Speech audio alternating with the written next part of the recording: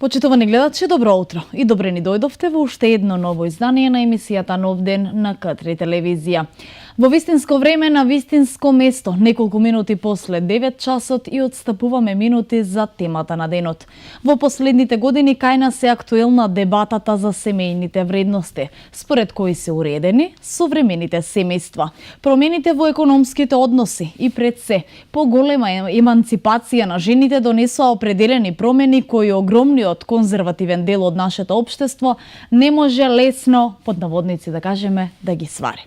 Сега веќе не е незамисливо оној кој не е среќен во бракот да се разведе, да се брка кариера пред да се оформи семејство и воопшто среќата секој да си ја бара на свој и својствен начин. Сепак, тие промени некој ги перципира како погрешни, како нешта кои внесуваат дисхармонија во семејството и кои се виновни за тешките услови во кои што растат децата. На оваа тема денес разговараме со нашата денешна гостинка. Чест и задоволство ми е уште еднаш кај нас да ви ја представам. Господја Весна Димитриевска, психолог. Добро утро и добре дојдовте. Добро утро. Секогаш ми е особено чест и задоволство еве кога сте ни вие гостинка во студиото и така си имаме еден убав разговор. Верувам дека и нашите гледачи уживаат и го започнуваат денот слушајќи совети од едно психолошко лице. Господја Димитриевска, додека се вели дека хармонијата во семејството е нешто кон кое што сите ние тежнееме на некој начин. Сепак велат дека единствено може да ја има доколку во семејството се почитуваат оние традиционални семејни вредности или патриархатот. Што е најпрво да разјасниме традиција и традиционални вредности.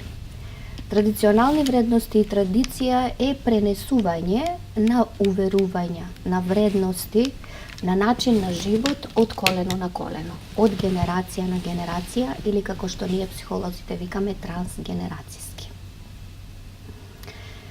Најпрво сакам да кажам дека во традиционалните семејни вредности нема ништо лошо.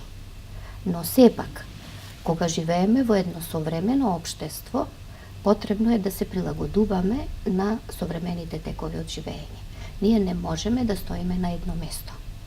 Ние мора да се развиваме и како личности во семејниот систем и како луѓе кои што понатаму го градиме нашето семејство, ги одгледуваме децата и така натаму. Што е семејство? Семејството е основна и функционална единка во која што се составуваат двата пола за да развиваат една заедничка организација, една организација на живење во која што ќе се почитуваат различни правила и обичаи. Што е карактеристично за овие сегашни семејства? Овие сегашни семејства трансгенерацијски си добиваат некакви информации од семејствата по потекло, но сепак во своите семејства кои што ќе ги формираат, ги прават и ги составуваат нивните правила на живење. Значи, во нашиот сегашен современ семеен систем, современото семејство не е само семејство кое што треба да ги почитува традиционалните вредности, традиционалните правила. Добро е да се почитува тоа, бидејќи традицијата ни пренесува убави работи. Но сепак, потребно е сето ова да се прилагоди на современиот начин на живење, односно на современите семејства. Бидејќи семејствата пред 100 години, пред 50 години и сега не се исти. На кој ниво сега? Семејството во кое што јас сум растела е едно, семејството кое јас го створив е друго и во друг период растеме, а семејството кое што ќе го створат моите деца е нешто сосема трето. На кој ниво денес е еднаквоста на половите? Вие сте постојано во директен контакт со луѓе, ги пред се ги анализирате. Имам впечаток дека стварате некоја психолошка слика за нив. Конзервативците се уште некако го преферираат патриархатот. Ајде, кажете ни вие од ваша гледна точка. Во кој однос е семејството? Ова односот помеѓу половите сега. Сигурно некако порано. Традиционалното и конзервативното сваќање, прво да направиме разлика помеѓу традиционално и конзервативно. Традицијата е начин на живење, верување, обичаи, пренесување од колено на колено. А додека конзервативен човек не е традиционален, конзервативен човек не прифаќа ништо ново. Значи, тој, се што ново се случува во животов, не го прифаќа, се враќа назад. И затоа традиционално, конзервативните теории за разгледување на семејните организации го преферираат патриархатот. А што значи патриархат?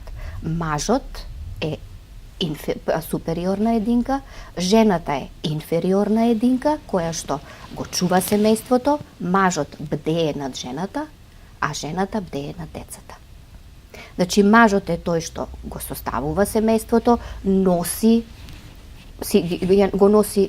ги носи тие физички потребни работи кои што треба да бидат во семејството, а додека пак жената е таја која што се грижи за семејството, додека мажот оди и носи нешто кое што ќе биде потребно во семејството.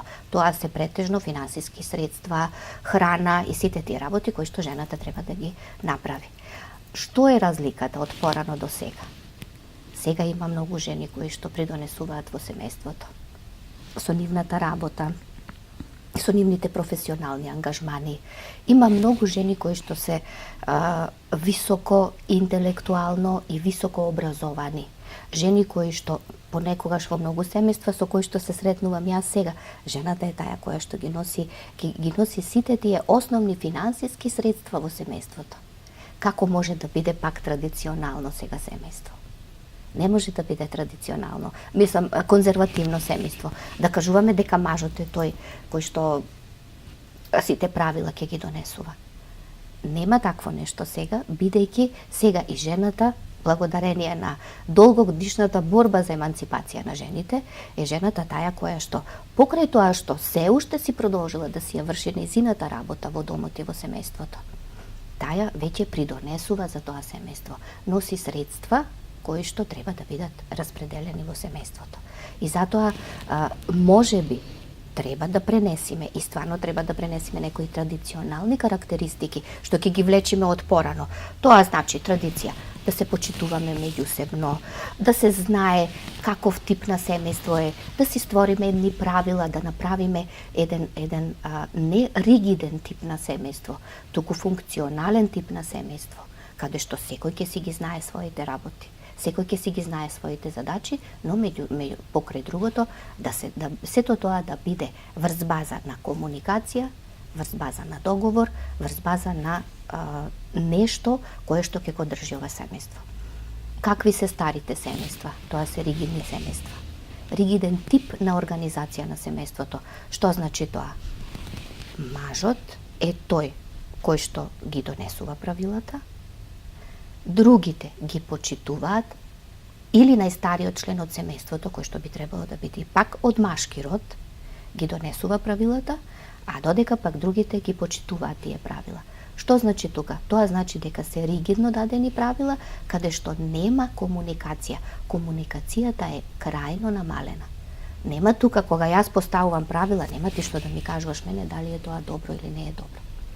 Додека пак новиот функционален тип на формирање на семејства е таков тип на семејства каде што најбитна е комуникацијата. Начинот на формирање на сегашните семејства е она кое што најбитно било она што е недостасувало во ригидниот тип на семејства, во патриархалните семејства, комуникација. Таа комуникација и тие егалитарни поставувања на обврските според можностите на секој член од семејството се сега многу битни, за да може едно семејство да функционира. Значи да има договор.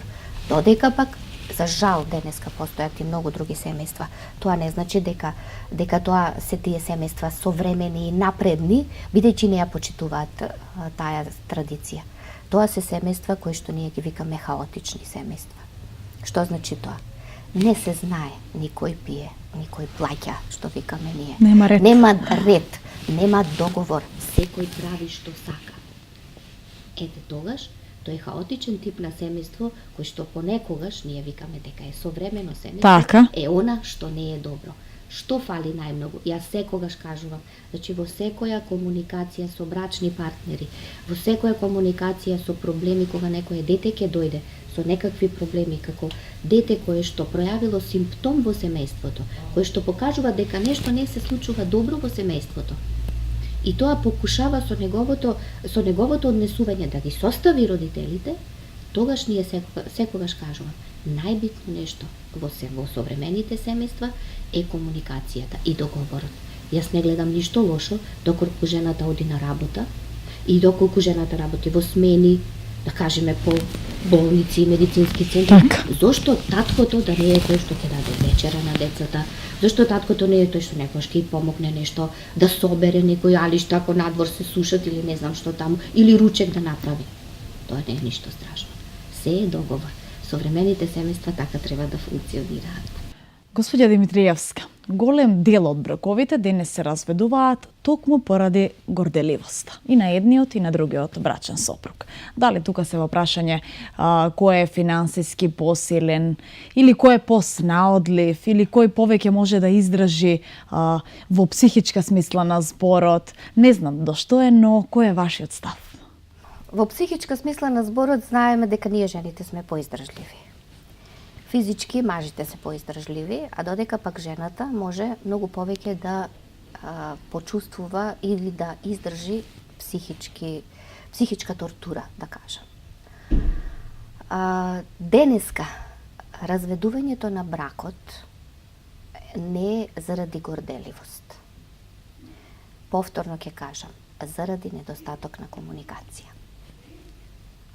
Затоа денешните бракови се составуваат и се прават од неколку различни принципи.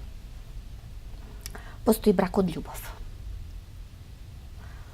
Среќни се тие парови кои што се заедно после долга љубов или после силни емоции, после силна љубов која што ги поврзала нив двајцата и продолжиле понатаму да живеат заедно.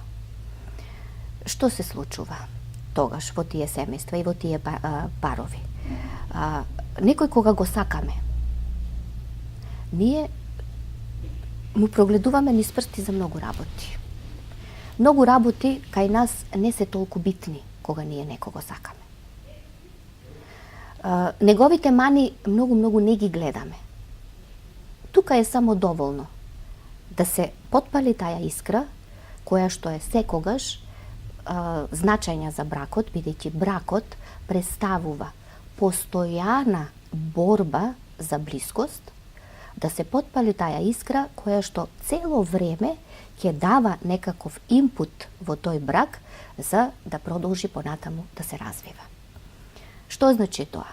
Според Бовен, кој што многу долго време како семеен терапевт и семеен психолог работел на браковите, кажал Бовен дека ова бракот е постојана борба за блискост, која што во семејството, кога ќе се состават тие двајца млади, да го формираат бракот, кога ќе се состават, потребно е само да работат на две работи. Што тоа значи? Дека треба да работат на блискоста и на дистанцата. Тоа значи дека сите ние треба да имаме заеднички живот, но од една страна нашиот собствен живот и нашата дистанца и она што сме ние да си задржиме еден дел и за себе. Значи не може ние да се претопиме и да бидеме еден. Бидејќи ако бидеме еден, ќе имаме преголеми очекувања од другиот партнер. Нема да знаеме каде се границите. До каде нашиот партнер може да ни помогне во нешто, а од каде ние треба веќе да се погрижиме за тоа. Тука станува куршлус, што викаме, и тука веќе пука бракот. Што значи тоа? Жената трпи насилство, например, трпи проблеми, кавги, има се и се што, нема комуникација, нема разговор, нема слух од другата страна и одеднаш како спирала сето тоа пука. И одеднаш во еден момент се беше супер, се беше добро и веќе готово сега се разведува бракот. Се разведува заради недостаток на комуникација, не заради горделивост. Што друго е битно и карактеристично во овие парови? Што се ствара денеска се формираат и други бракови. Брак од интерес. Каде што во тој брак ние се договараме со партнерот како ќе биде понатаму. Тој брак исто така многу добро може да функционира доколку се оди по тие правила кои што сме ги договориле. Така работат и зрелите луѓе. Бидејќи бракот секогаш се вика дека е терапевски, не само што ние во својот партнер најдуваме пријател, татко или мајка на нашите деца, љубовник, човек кој што ни е интересен, не засмева, човек од кој што очекуваме хумор некаков, бракот е терапевски. Секогаш се знае дека луѓето кои што се во брак живеат подолго отколку оние, според статистики, јас не знам, живеат подолго отколку оние кои што не се во брак никогаш. Никогаш не стапиле во брак, значи да ставиме разлика од тоа. Значи некои искусиле, биле во брак, сега веќе не се. Од различни причини. Дали постоело развод во бракот, дали постои загуба на партнер или не знам што. Значи, луѓето кои што се во брак, бидејќи очекуваат да имаат помош во сите моменти кои што се случуваат во бракот. Значи, кога имаме проблем, ние во брак можеме да го споделиме со нашиот партнер. Не се бориме сами. И сега што се случува? Кога ќе дојде веќе тој момент, кога нашите очекувања се многу поголеми отколку што треба, кога веќе нема комуникација, кога нема слух од едната страна да те сослушам што сакаш ти да кажеш, од другата страна има цело време зборување, прекинува и тука комуникацијата, него не го интересира или не ја интересира, собираме и веќе тука пука бракот. Тоа е проблемот на денешните брачни парови, а не горделивоста.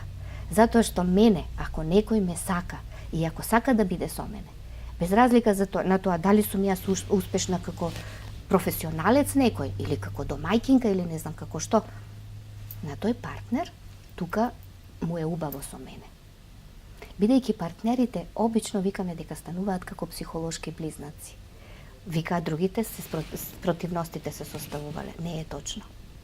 Значи, бракот, оние луѓе кои што стапуваат во брак, имаат многу слични видувања прво на бракот, многу слични потреби, во однос на сексуални потреби, во однос на финансиски потреби, во се што институционални потреби, се, и тука тие работат веќе, уште повеќе се зближуваат и тука стануваат, што викаме ние, психолошки близнаци. Слични се, сличностите се заедно помеѓу себе, а не разликите. Некој ако не е како мене, ако нема мој интересирање, па јас нема ни да го гледам што. Так, сега вака појаснето, може би навистина е така. И сега излишно е да споменуваме оние ситуации во кои што едниот партнер, независно дали е мажот или пак жената, му наметнува некои ситуации, некои работи на другиот партнер против негова волја. Тоа веќе е искарактеризирано и се нарекува насилство. Што се случува со здравиот разум на таа личност која што го прифаќа сето тоа? Човек кој што трпи насилство, без разлика дали е психичко или физичко, не се чувствува добро. Не се чувствува добро. Сите ние не сакаме некој да ни врши тортура. Кога нашиот разум е здрав, што викате вие, што се случува со здравиот разум. Нашиот разум е здрав и јас сваќам дека мене така не треба да некој да се однесува со мене така. И не е добро тој начин не е добар. Тој деспотски став не е добар. И нормално дека има проблеми во функционирањето помеѓу брачните партнери во такви ситуации. Што се случува тогаш? Ако долго време се трпи насилство, тогаш може да се случи да партнерот кој што го трпи насилството почнува и самиот со време во однос на оние парови каде што има психичко, па после тоа и физичко, И физичко. насилство, да си вика дека понекогаш влегува во таа машина, во тој зачаран круг Так. во однесување и почнува да вика, море, тој мене ме удри, мене ми се има многу пати случајно тоа, ама јас не требаше да го предизвикувам. Значи, почнува самиот тој да си ствара вина, како јас сум виновна за тоа мене што ми се случува. Многу често се вика, маш ми пие, ама кога е трезен, многу е добар. Значи прво оди паметот, потоа и душата. Да, и луѓето влегуваат во тој круг од каде што нема излез. Тек тогаш терапевски се работи со тие луѓе на тој начин што му се дава излез.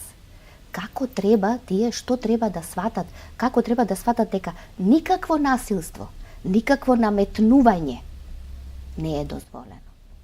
Так, под насилство веќе се повеќе се вклучува и се смета како психичко, физичко, емоционално, тука и Психичко, вербалното. Под психичко насилство влегуваат сите тие емоционално, вербално насилство и сите тие такви начини на однесување. Такви начини на однесување трансгенерацијски си ги донесуваат посебно мажите како партнери во семејството. Она што некогаш се гледало во семејството, дека мајка ми ќутеше, татко ми зборуваше вака, мајка ми види како нас не изгледа, немаше потреба мајка ми да се буни нешто, викаше мајка ми ќутете, татко ви е нервозен сега. Сето тоа си го носат и мислат дека можат тоа да го спроведат и во своето семејство. Тоа што ќе го формираат. Значи, оние пораки што ги добиваме од нашите родители, од функционирањето на нашите родители, ние подсвесно некаде ги пренесуваме во нашето семејство. Так. И сите ние различни пораки даваме. И затоа се вика дека семејството созрева низ векови, низ генерации, со техника, со напредок во се и се што. Мене, мојата мајка ми даваше порака, која што мене секогаш во подсвеста ми се врти и ми вика, пази што бираш, зашто тој ќе ти биде за цел живот. Што значи тоа? Тоа значи дека мене мајка ми некаде ми вика, немој да си се разведила, срамота е. Так. Може би на мајка ми, незината мајка и викала, нема бе ти што да бираш, ја ќе ти кажам кој ќе ти биде маж. Не знам. А јас па на мојата керка друго и викам. Јас не викам на керка ми, пази ти што бираш, зашто тој ќе ти биде за цел живот. Јас си викам на керка ми, биди успешна, биди способна, учи, работи, биди самостојна. И така да можеш да одбериш партнер со кој што ќе видиш дали добро ќе оди или нема да оди добро. Доколку добро оди, остани си со него, доколку не. Така. Убав правец, што друго би Значи, кажа тоа е некако. разлика кој како воспитува. Трансгенерацијските пораки, тие се тие. И затоа не треба строго да се придржуваме на некој. Најдобро успеваат браковите каде што членовите во брачната заедница прават многу добра сепарација со членовите и со семејството по потекло.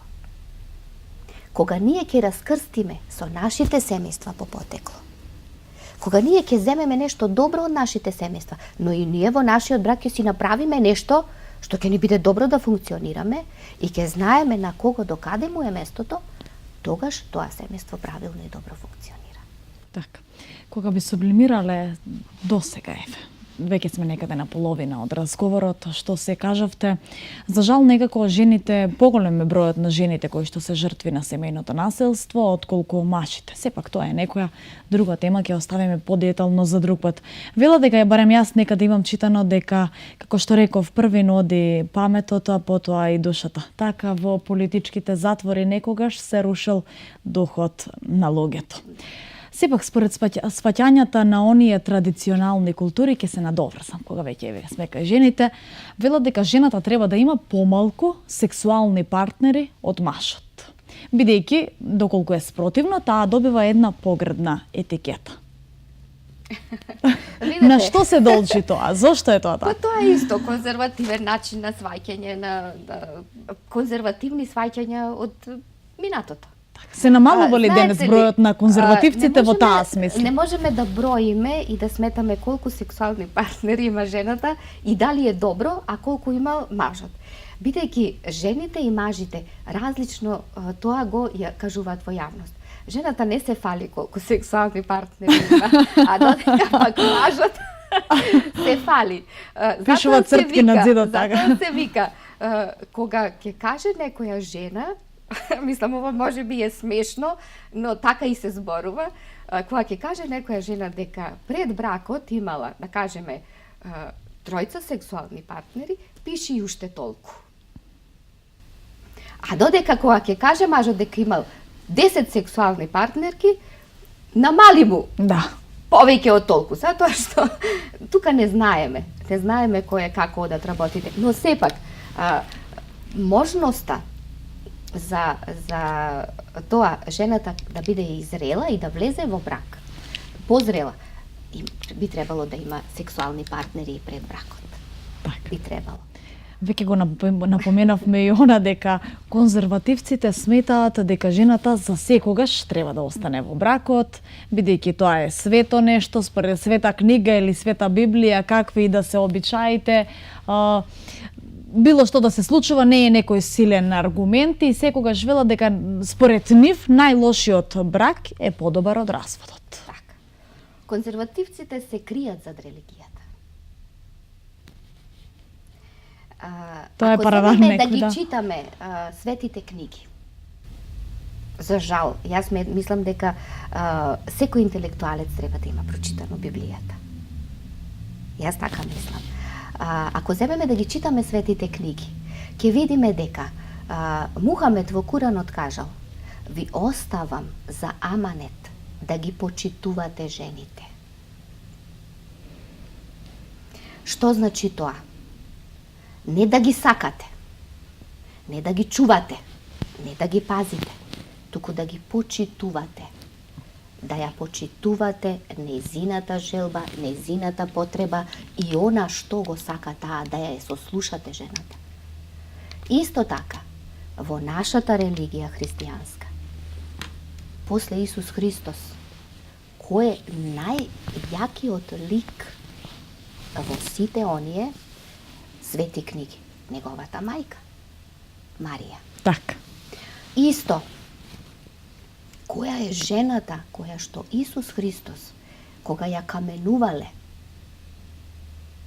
кажал: кажете ми, кој не направил ниту еден грев во животот, само тој може да ја удри и да ја каменува Марија Магдалена. Бидејќи Марија Магдалена ја има во Библијата и во овие филмови што ги гледаме Како жена со блудница, низок како... морал. Така. Таа е единствена која што собрала храброст да оди на Исус, да му ги измие нозете, да му исчисти крвта од нозете. Значи, со тоа што го кажал Исус во светите книги, тоа се смета дека тој имал страшно високо почитување на секој човек, па дури и на жената. Али сите ние викаме дека овие религии се машки религии. Мажите, затоа тука се дадени како посупериорен пол, а додека жената е земена како поинфериорен пол, кој што треба да ги трпи овие работи. И сега што се вика за брак, што прашавте, подобро било брак, Да, и полошиот брак. и најлошиот брак е подобар од развод. Не. Замислете да има постојани кавги, постојани проблеми, постојани напнати ситуации во семејството. Каков е тој брак? Што гледаат тие деца? Затоа се вика, постои добар брак и добар развод. Што значи тоа? Ние се уште за жал во нашава средина не сме дошле до тој степен. Каде што ќе видиш дека самите брачни партнери го развеле бракот, но многу убаво комуницираат во однос на децата, бидејќи тие како брачни партнери можат да го разведат бракот, но како родители никогаш нема да се разведат. И не смеат да се разведат. Нема развод на родители. Бидејќи на тие деца Во тоа семејство мајка и татко се тие двајца. Значи, добриот развод, доколку е потребен, е многу подобар отколку лошиот брак. Така. Ви посочувам, посочувам на почитуваните гледачи дека еве барем јас ставам акцент на тоа дека постојано го користите терминот разведен брак, а не она разведени родители, дете на разведени родители. Да, никако не смееме тоа. Ние психолозите, а посебно јас што сум работела на долгогодишни едукација од семејна и системска пракса, не смееме да кажеме разведени родители. Деца на разведени родители. Тоа се деца на родители со разведен брак. Значи, тие се развеле како брачни партнери и имаат право да се разведат како брачни партнери. Но како родители, никој не им го дал тоа право да се разведат како родители. И не може да се разведат родители. И тоа многу често секогаш треба да го имаме и на ум, и како стручни лица треба да го посочуваме и да го кажуваме на родителите, без разлика дали брачниот пар е разведен или не. Или пак е во момент на развод, или па има проблеми, значи мора тоа да се посочи. И многу често да му се повторува на родителите. Така. Еве би можеле малку да направиме една кратка музичка пауза и се враќаме во студиото за да продолжиме со разговорот. I got this pain and I don't know what to do with it. I got this pain, but I just can't be through with it. I can't let go, so you just take the best of me. I can't let go, 'cause I don't know who else to be. Who am I if I can't love you? Who am I if I can't love you? Who am I if you're not loving me? You and me, that's my identity. I feel so cold. 'Cause I know that you be loving somebody new, girl. Well, that's the word around town. so cold. Yeah, and I don't even know what I'm supposed to do now. Thought you were holding me You down. don't care. 'Cause I see the look in your eyes, baby. I just speaking louder than words lately. don't care. Something's telling me that I should still be fighting for you. Oh, yeah. Who am I if I ain't loving you? Who am I if I ain't loving you? Who am I if you're not loving me? 'Cause you and me, that's my identity. Take me back, To the day your heart belonged to me. take me back.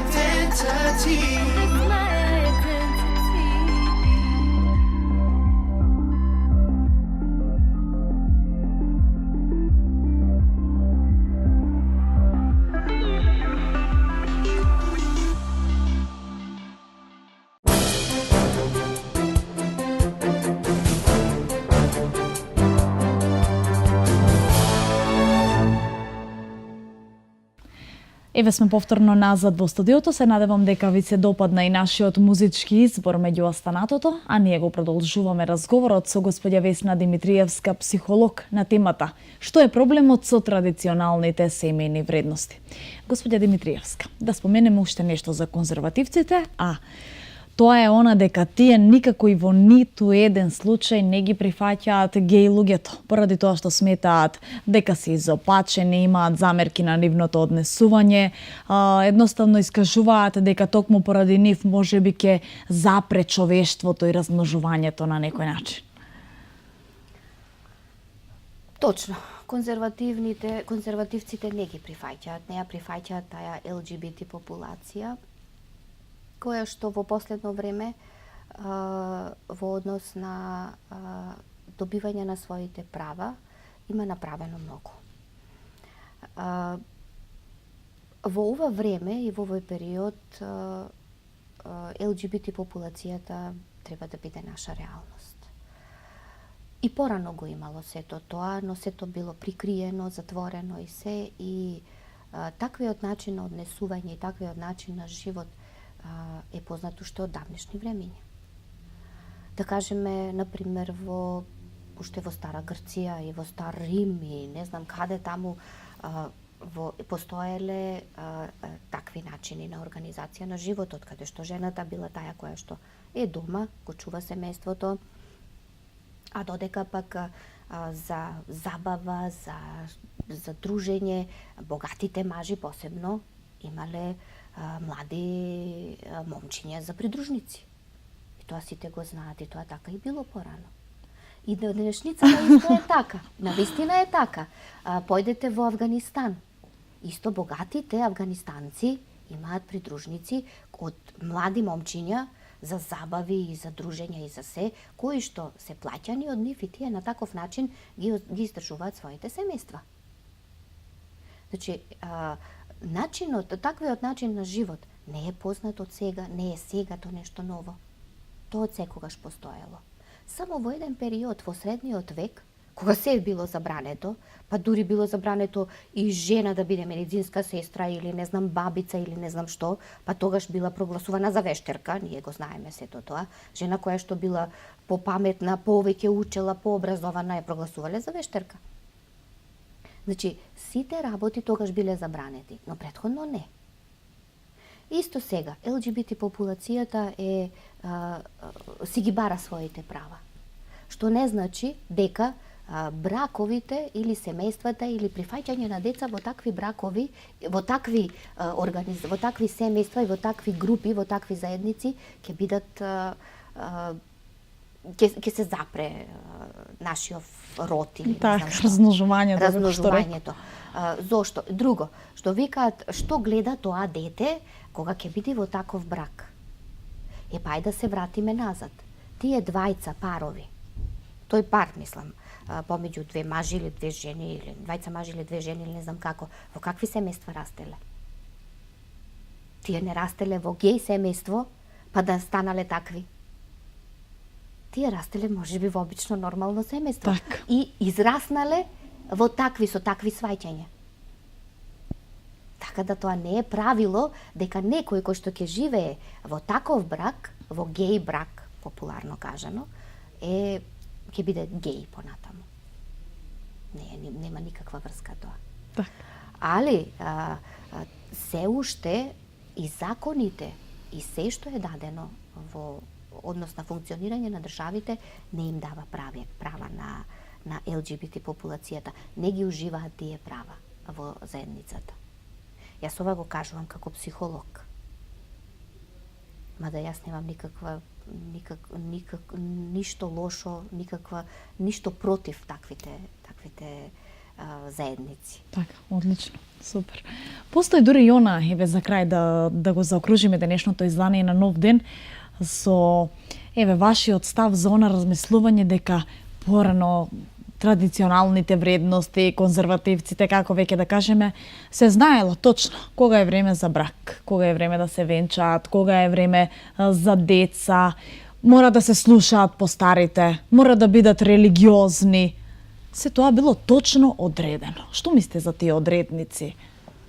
Па тоа го правеле, тие традиционални вредности се пренесувани, бидејќи тоа го правеле во тој период онака како што живееле. На времето, например, годините се знаело дека жената треба да биде 18-19 години или не знам како, па тогаш да се мажи, дека во еден период било војни имало многу, па имало недостаток на мажи кои што испозагинале по тие војни за време на Прва светска војна, па во села ќе најдеме ние и ден денеска како жената е многу постара од мажот. Ги земале жените да бидат постари, па крупни, па да можат да работат в село. Значи, сето тоа се пренесувало од генерации на генерации. Денеска не е така. Денеска биолошкиот часовник на жената за да биде мајка е продолжен. Сега жената може да биде мајка и на 40, на 40 так, и на 45 години, бидејќи со начинот на живот, со современите средства и се што се користи, биолошкиот часовник на жената е продолжен. Исто така и животниот век на луѓето е продолжен. Така да сега нема правила да мора да се мажат на 20 години или на 15 години или на 25 години и толку раѓаат деца, па да се знае дека кај жената е најпродуктивна во период од 20 до 30 годишна возраст. Така, Значи, после време, се да. води како бременост со ризик, али сепак може да биде. Може да се случи на денешница. И затоа се знаело порано дека треба тогаш, дека одеднаш ќе те стават како стара мома, што викате вие кумановци, стара девојка или стар беќар и така. А исто сега веќе не е така. Сега се поинакви свеќањата, а за во однос на религиозноста. Јас не гледам ништо лошо човек да биде религиозен. Не религиозен, туку да си ја почитува својата религија и својата вера. Но да не се вулгаризира тоа. Многу нашата религија ја вулгаризираме. Се криеме позади незе. Јас сум христијанка, јас се гордеам со тоа, мене ми е драго што сум тоа. Јас верувам во некои работи, јас ја почитувам мојата религија.